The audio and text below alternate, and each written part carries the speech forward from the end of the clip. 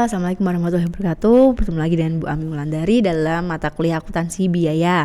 Nah, kalau minggu kemarin kita sudah membahas mengenai metode harga pokok pesanan, minggu ini kita akan membahas mengenai metode harga pokok proses.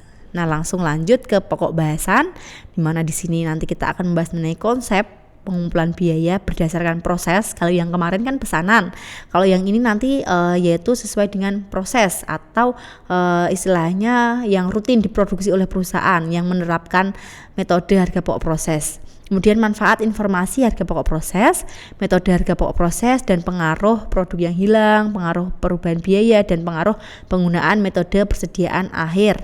Nanti kita akan melakukan perhitungan lagi, ada perhitungan unit ekuivalen. Nah, definisi metode harga pokok proses sendiri itu apa sih? Nah, ini beda ya dari yang kemarin. Kalau yang kemarin itu perusahaan itu memproduksi sesuai dengan pesanan yang ada. Kalau yang metode harga pokok proses, jadi perusahaan yang menerapkan metode ini itu dia itu memproduksi barang secara terus-menerus. Jadi sudah ditetapkan di awal istilahnya awal periode kayak gitu ya. Jadi perusahaan itu sudah menentukan di awal. Jadi dalam 1 tahun dia akan memproduksi berapa barang kayak gitu. Jadi dia tidak sesuai dengan pesanan lagi. Dia sudah ditetapkan dengan kebutuhan perusahaan untuk mendapatkan laba sekian harus memproduksi berapa kayak gitu. Jadi dia istilahnya produksi rutin tiap bulan kayak gitu selama 1 periode atau selama 1 tahun. Kalau yang pesanan tadi kan dia produksinya tidak rutin, dia sesuai dengan pesanan yang ada kayak gitu. Bedanya itu. Nah, kemudian di sini ada karakter metode harga pokok proses itu apa aja. Ini yang pertama, produk yang dihasilkan merupakan produk standar. Kemudian dalam bulan ke bulan produk yang dihasilkan itu sama kayak gitu. Kemudian kegiatan produksi dimulai dengan diterbitkannya perintah produksi di awal periode yang seperti tadi Bu jelaskan. Jadi sudah ditentukan di awal atau sudah diketok palu kayak gitu. Jadi dalam 1 tahun kita akan memproduksi barang sebanyak sekian 100 pieces atau 100 unit kayak gitu. Jadi sudah ditetapkan di awal periode, sudah diketok palu kayak gitu. Contohnya saja misal pabrik semen, pabrik tahu tempe kayak gitu. Nah, nanti itu akan dalam jangka waktu setahun itu dalam per bulannya itu akan memproduksi barang yang sama dan jumlahnya sudah ditentukan di awal. Nah, itu bedanya dengan metode harga pokok pesanan. Nah, ini ada perbedaannya. Sudah sangat jelas sekali ya, yang pesanan itu seperti apa, yang proses itu seperti apa, sudah sangat jelas. Itu ada pembedanya pengumpulan biaya produksinya gimana, perhitungan harga pokok gimana, penggolongan biaya gimana, BOP-nya gimana, itu sudah sangat jelas sekali antara pesanan dan proses. Nah, dalam hal ini itu ada arus produk pada harga pokok proses, di mana dalam hal ini ada tiga arus, yaitu arus produk berurutan, arus produk sejajar, dan arus produk selektif. Nah, ini contoh bagiannya, di mana dalam aliran produk secara berurutan itu dari satu departemen ke departemen lainnya itu berurutan. Misal contohnya saja kayak departemen pemotongan. Kemudian ini Ibu kasih contoh perusahaan itu ya, perusahaan yang memproduksi baju kayak gitu. Jadi yang di departemen awal ini misal udah ada bahan baku kain kayak gitu kan. Kain kita masukkan dulu di departemen pemotongan. Nah, setelah di departemen pemotongan selesai, barulah kita masukkan ke departemen tenun. Nah, setelah di departemen tenun selesai, barulah kita masukkan ke departemen painting. Nah, setelah painting selesai, barulah tercipta produk jadi. Nah, itu jadi istilahnya dari satu departemen ke departemen lainnya. Jadi misal departemen 1 belum selesai, berarti departemen 2 belum ada kerjaan kayak gitu. Jadi departemen 2 itu menunggu barang yang sudah selesai diproses dari departemen 1 kayak gitu. Jadi saling berurutan antara departemen 1, departemen 2, departemen 3 dan seterusnya, itu saling berurutan menunggu produk yang diproses dulu sesuai dengan departemennya masing-masing, barulah departemen itu melakukan pengerjaan atau proses produksi. Itu aliran produk secara berurutan. Nah, kemudian yang kedua itu ada aliran produk secara paralel. Nah, bedanya dari departemen 1 tadi, di departemen 2 ini dia itu istilahnya gini. Misal ini kayak apa ya?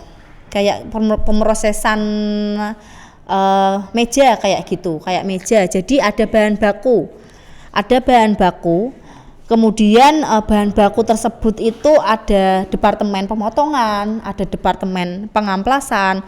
Jadi itu nanti dia tidak saling menunggu. Jadi masing-masing departemen itu sudah diberikan istilahnya bahan baku. Ini departemen pemotongan dia diberikan bahan baku kayu, itu dia tugasnya untuk pemotongan. Kemudian di departemen pengamplasan dia diberikan bahan baku juga istilahnya bahan baku kayu itu untuk diamplas. Nah, setelah dari departemen pemotongan dan departemen pengamplasan kita masuk ke departemen perakitan. Jadi di departemen perakitan itu nanti barulah tercipta produk jadi kayak gitu. Jadi tidak harus menunggu antara departemen 1, departemen 2, departemen 3 enggak. Jadi masing-masing departemen itu mempunyai tugas masing-masing. Kemudian setelah hasilnya selesai semua barulah nanti dijadikan satu. Jadi departemen 1 dia nanti hasilnya ada kayu yang sudah dipotong, di departemen 2 ada kayu yang sudah diamplas, nanti kemudian hasilnya digabungkan.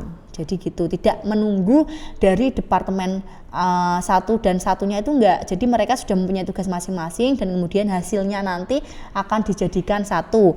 Contoh lainnya kayak perakitan mobil. Nah, kayak mobil itu dia istilahnya ada bahan baku untuk merakit mobil. Jadi mobil itu yang dibutuhkan apa aja?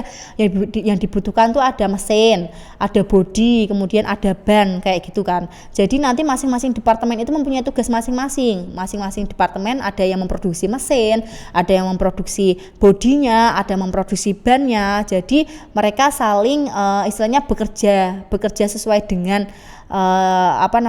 dengan job desk-nya masing-masing. Kemudian setelah mereka menghasilkan produk jadi dari departemen mereka, barulah disatukan di departemen perakitan. Nah, di departemen perakitan itu barulah tercipta mobil yang jadi atau siap untuk dijual. Nah, kayak gitu. Itu bedanya dengan aliran produk secara berurutan. Nah, itu yang aliran produk secara paralel itu seperti itu. Kemudian ini masuk ke aliran produk selektif. Nah, contohnya saja gampangnya gini. Perusahaan yang memproduksi nugget, sosis kayak gitu. Misal kita kan punya bahan baku daging. Nah, daging itu nanti outputnya itu akan berbeda. Jadi kalau tadi yang departemen istilahnya aliran secara paralel dia kan produk jadinya satu. Kalau yang aliran produk secara selektif dia itu nanti produk jadinya tuh akan berbeda kayak gitu loh. Jadi nggak cuma satu aja, dia akan berbeda. Jadi produknya itu akan walaupun dalam satu perusahaan tetapi produknya itu berbeda. Yaitu contohnya daging, bahan baku daging itu nanti akan masuk ke departemen nugget kayak gitu yang memproduksi nugget. Ada juga yang memproduksi sosis kayak gitu. Jadi nanti kemudian setelah mereka memproduksi masing-masing dengan bahan baku yang sama, yaitu bahan baku daging tadi, walaupun bahan bakunya sama daging tetapi nanti outputnya itu akan berbeda. Yang satu itu outputnya nanti sosis, yang satu itu outputnya nugget. Jadi itu masuk ke dalam aliran produk secara selektif. Jadi nanti akan dipisahkan secara selektif, itu masuk ke produk nugget atau masuk ke sosis kayak gitu. Contoh gampangnya seperti itu. Nah, ini dalam hal ini ada akuntansi bahan, kemudian tenaga kerja dan biaya overhead. Nah, dalam perusahaan manufaktur, proses produksi itu dapat berlangsung melalui beberapa departemen. Nah, biaya-biaya yang dikumpulkan itu biasanya dihitung dalam satu periode, beda sama dengan yang pesanan tadi. Kalau yang pesanan tadi kan biaya dihitung setelah pesanan selesai diproduksi. Tetapi kalau yang proses ini biasanya dia itu dihitung selama satu periode atau 1 tahun berjalan, karena tiap bulannya itu dia selalu memproduksi barang yang sama dan terus berurut-urutan. Jadi tiap bulan itu dia memproduksi barang yang sama dengan jumlah yang sama kayak gitu. Nah, ini contohnya, ini contoh ilustrasi atau konsep. Nanti tentunya masing-masing departemen itu akan diminta untuk istilahnya pertanggungjawaban biaya. Jadi nanti masing-masing departemen dia akan diminta pertanggungjawaban biaya yang dikeluarkan berapa kayak gitu. Misal departemen pengeringan, jadi selama pengeringan itu biaya apa saja yang dikeluarkan. Jadi nanti di departemen pengeringan itu dia mempunyai tanggung jawab untuk istilahnya membuat data biaya yang akan distorkan ke bagian departemen akuntansi, kemudian akan dibuatkan laporan keuangan kayak gitu. Ini contohnya, ini konsepnya, konsep dari jurnal-jurnal apa saja yang dibutuhkan. Kemudian ini ada laporan biaya produksi. Nah, laporan biaya produksi sendiri itu merupakan media untuk menyajikan informasi mengenai jumlah biaya yang harus dipertanggungjawabkan. Jadi nanti laporan biaya produksi ini dia itu isinya kayak biaya-biaya yang dikeluarkan selama produksi itu berapa kayak gitu. Nah, isi dari laporan biaya produksi sendiri itu ada, misal contohnya itu ada biaya total, kemudian biaya bahan baku, biaya tenaga kerja, BOP kayak gitu. Kemudian ada juga biaya persediaan dan biaya yang ditransfer dari satu departemen ke departemen lainnya. Itu isi dari laporan biaya produksi. Dan dalam isi laporan biaya produksi sendiri itu memuat data kuantitas, kemudian memuat jumlah biaya total dan memuat pertanggungjawaban biaya. Nah, data kuantitas sendiri itu seperti apa? Nah, contohnya saja itu yang berupa kayak kilogram, terus jumlah kayak gitu, jumlah kilogram per liter atau per buah kayak gitu, itu masuk data kuantitas. Nah, kemudian biaya yang harus dipertanggungjawabkan, misalnya menyajikan informasi mengenai biaya total. Jadi biaya total per unit itu nanti untuk memproduksi 1 unit berapa, memproduksi 2 unit berapa. Jadi harus ada biaya yang dipertanggungjawabkan kayak gitu.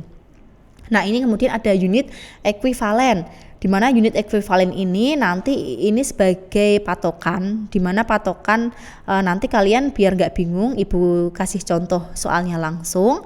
Jadi nanti kalian menghitung biaya-biaya yang terjadi dalam suatu departemen, yaitu dengan menggunakan rumus ini, rumus unit ekuivalen. Ini ya, ini contohnya dari laporan biaya produksi, ini contohnya. Nah, kemudian ini ada metode harga pokok proses. Ini contohnya. Ibu kasih contoh PT Risa Rimendi. Ini yang satu departemen ya. Jadi nanti kita akan membahas satu departemen dan 2 departemen.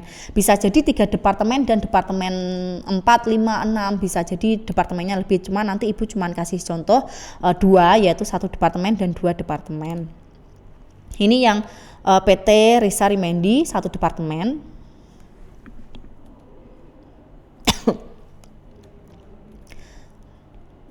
Nah, di mana di sini PT Risa Rimendi mengolah produksi secara massal melalui 1 departemen produksi.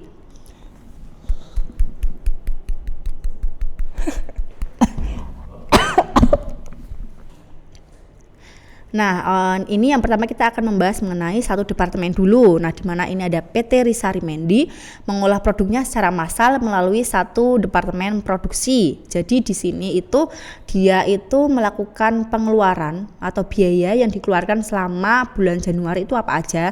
Ini sudah diketahui dari soal. Kemudian jumlah produk yang dihasilkan berapa? Itu ada 2000 kilo. Nah, produk yang masih dalam proses itu masih ada 500 kilo dengan masing-masing persentase. Ini ada 100% BBB dan BB, kemudian 50% BTK dan 30% BOP. Ini keterangan soalnya. Kemudian ini ada laporan biaya produksi. Jadi setelah ada keterangan soal, kita akan membuat laporan biaya produksi. Jadi kita akan membuat laporannya, itu ada data produksi di mana dimasukkan dalam proses itu ada 2500 kilo. Nah, ini kan tambahan dari barang jadi dan barang dalam proses itu 2500 kilo ya. 2000 ditambah 500 berarti 2500 kilo. Nah, produk jadi ditransfer ke gudang. Yang sudah jadi berapa? Yang sudah jadi 2000, berarti kalian masukin aja 2000. Kemudian produk dalam proses akhirnya berapa? 500. Ini kan masih ada dalam proses 500, kalian masukin. Nah, kemudian biaya dibebankan bulan Januari. Nah, ini ada biaya-biaya apa saja? Ada biaya BBB, BB penolong, BTK, BOP. Kalian tinggal masukin sesuai dengan yang ada di keterangan. Kalian masukin aja. Kemudian ini unit ekuivalen. Nah, ini yang sudah Ibu bahas tadi. Ini rumusnya ini ya. Rumusnya tadi, jadi produk yang sudah selesai ditambah dalam kurung unit dalam proses akhir dikali persentase penyelesaian. Nah, ini masuk ke sini, unit ekuivalen. Kalian tinggal ngitung, jadi kan yang sudah jadi kan 2000 kilo. Nah, 2000 kilo kemudian dikali, ditambah dulu ya, 2000 kilo ditambah dalam kurung, produk dalam prosesnya kan 500, berarti 500 kemudian dikali dengan persentase. Kalau BBB kan 100%, jadi dikali 100%. Ini ketemunya 2500 unit ekuivalen. Dan kemudian ini yang bawahnya menyesuaikan. Kemudian ini HP per unit. HP per unit tinggal kalian bagi aja, 5 juta bagi 2500 ketemunya 2000. Nah, ini biar semakin jelas. Ini ya, jadi tadi yang perhitungan unit ekuivalen ini kalian tinggal lihat di sini. Ini perhitungannya, cara penyelesaiannya. Kemudian ini perhitungan biaya HP produk jadi yang ditransfer ke gudang berapa. Kalian sesuaikan di sini sudah ada, itu ada 2000 kilo dan ini per unitnya 17.500, ini totalnya kalian masukin, berarti yang ditransfer 35 juta. Ini HP produk dalam proses akhir. Kalian tinggal menyesuaikan sesuai dengan ini yang sudah dihitung tadi, kalian tinggal masukin ke sini. Ini sesuai persentase ini. Persentase ini kan sudah ditentukan nih. BBB berapa, BB penolong berapa, BTK berapa, BOP berapa, persentasenya kalian tinggal masukin aja. Kalian masukin ke sini persentasenya. Kemudian ini yang produk dalam prosesnya kan 500. Nah, 500 ini kalian masuk ke sini. Masuk. Kemudian yang 2000, 3000, 5000 ini kalian ambil dari sini. Dari HP per unit kalian masukin.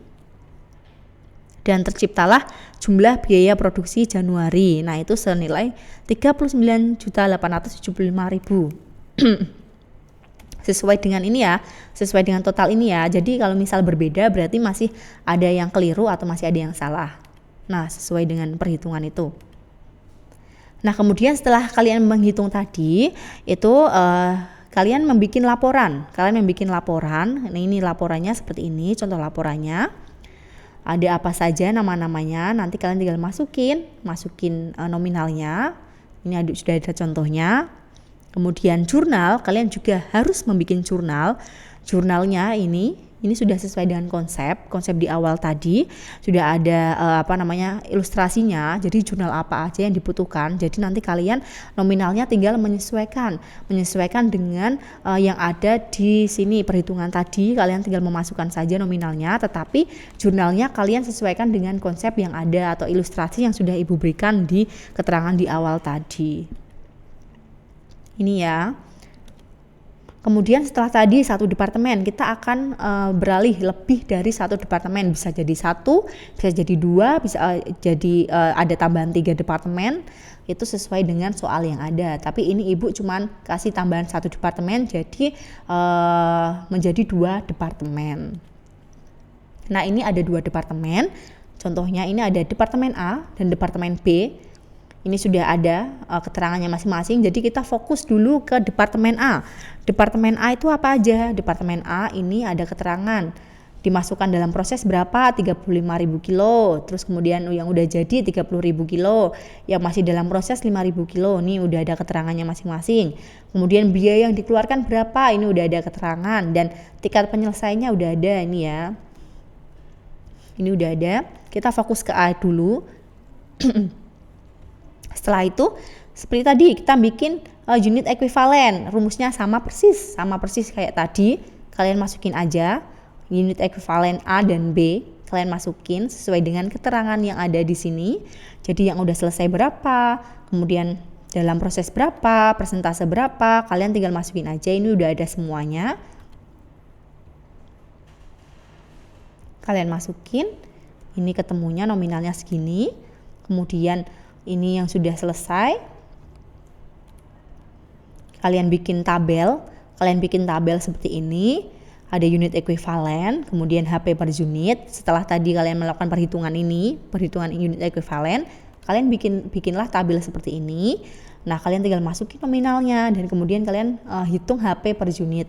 HP per unit yaitu total biaya dibagi unit ekuivalen. Nah, ini ketemulah HP per unit. Nah, setelah ketemu HP per unit, kalian mulai menghitung untuk menentukan biaya produksi. Kalian menghitung perhitungan biayanya berapa. Perhitungan biayanya ini seperti kayak tadi ya. HP produk jadi berapa dikali ini HP per unit totalnya, dikalikan aja. Nih, totalnya jadi jumlah biaya produksi departemen A itu 475. Sama enggak sama yang di keterangan kayak gitu kan. Nah, itu ini totalnya. Kemudian kita bikin laporan biaya produksi. Kita bikin ini yang departemen A dulu, kita bikin. Kemudian ini jurnalnya sama kayak yang ada di konsep ilustrasi. Jadi nanti kalian tinggal sesuaikan dengan ilustrasi konsep. Kemudian nominalnya kalian sesuaikan dengan yang ada di keterangan soal. Nah, ini nominalnya sesuai dengan soal. Jadi BBB itu berapa, kemudian gaji dan upah berapa, BOP-nya berapa, kalian tinggal masukin saja. Nah, setelah tadi yang A, kita beralih ke laporan biaya produksi departemen B. Karena ini kan 2 departemen. Jadi, setelah departemen A kita beralih ke B. Jadi, nanti ini ada istilahnya kayak data produksinya. Jadi, yang data dari A itu kan 30.000 yang sudah selesai. Tetapi itu ditransfer ke B itu 24.000. Kemudian yang masih dalam proses 6.000. Jadi, ini ada keterangannya, harus jelas. Dan kemudian ini ada unit ekuivalen, sama persis kayak yang perhitungan yang A tadi kan sudah dihitung di awal ya kan. Ini yang awal tadi unit ekuivalennya kan sudah dihitung.